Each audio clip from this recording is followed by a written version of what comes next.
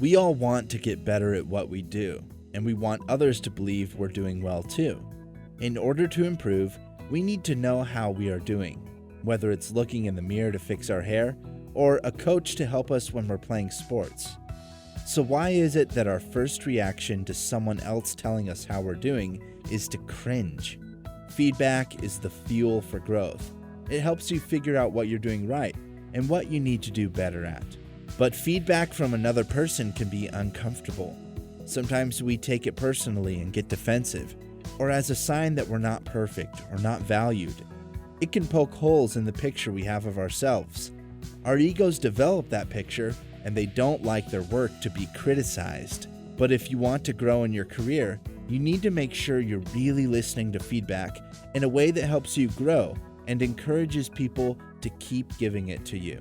Let's take a look at what that feedback conversation might look like and how you can take feedback in a way that really charges your growth, both personally and professionally. Hey, can I give you some feedback? Sure, what's up? You've sent a few emails lately that sounded more like a text message instead of a professional email. You use a lot of likes and filler words, and there are a lot of typos.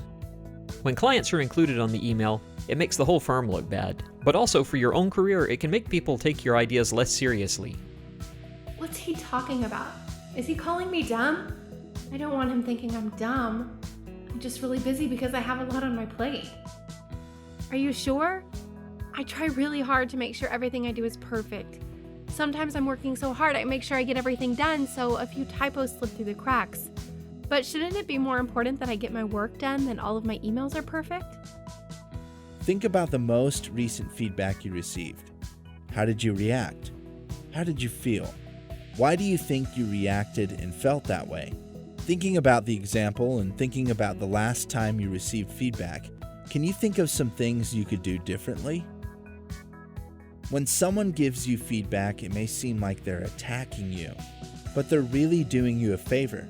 They are holding up a mirror for you to see your actions from a different perspective, and they can even show you the consequences of those actions. Most of the time, we're unaware of how and why we react to hard conversations, but how you react will influence whether or not people will give you feedback in the future or just keep it in. Let's look at 4 ways you can react to feedback that will help you grow faster and encourage people to share it with you more often. When you hear feedback, your brain may start racing with a lot of emotional reactions. You start worrying what it means for your career, or if the feedback is true, or how the person would know. Instead, take a deep breath. Tell your brain to quiet down, step back, and just listen objectively to the feedback. It is not about you, but about your work. Separate yourself from the work so you can hear clearly. You will have plenty of time for analysis later. Okay, what's he really saying? These emails are making me look bad. He's not calling me dumb, but I need to be more careful how I polish up those emails. It's affecting how people see me. Feedback is hard to listen to, but it's also hard to give.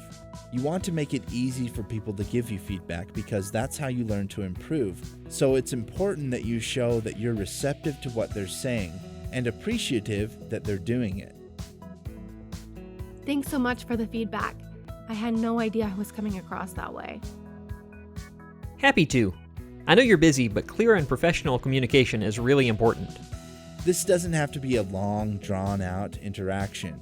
A non-defensive, authentic thank you goes a long way in showing your willingness to accept feedback.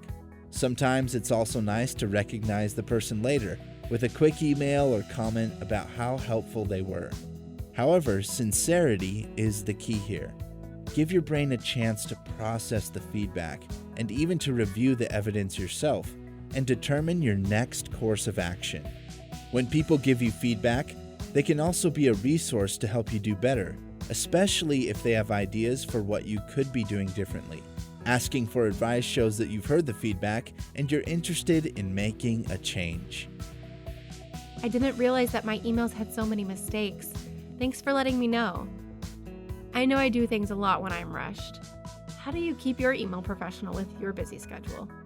You can show your commitment by articulating what you're going to do and setting some time to follow up.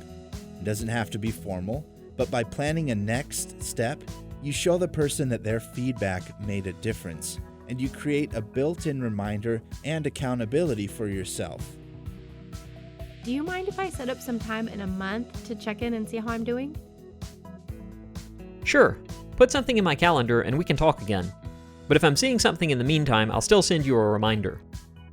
Having our behavior critiqued can be an uncomfortable and emotional situation, but it doesn't have to be. Our egos are usually the first to react to feedback, not our rational minds. Recognizing when our egos are not helping us is a great first step in being open to feedback. Feedback should be seen as an opportunity for us to grow and improve, to always find ways we can be better. To do that, we need to make sure that we don't take the feedback personally by checking our egos at the door and recognize the person offering it for the help they're providing.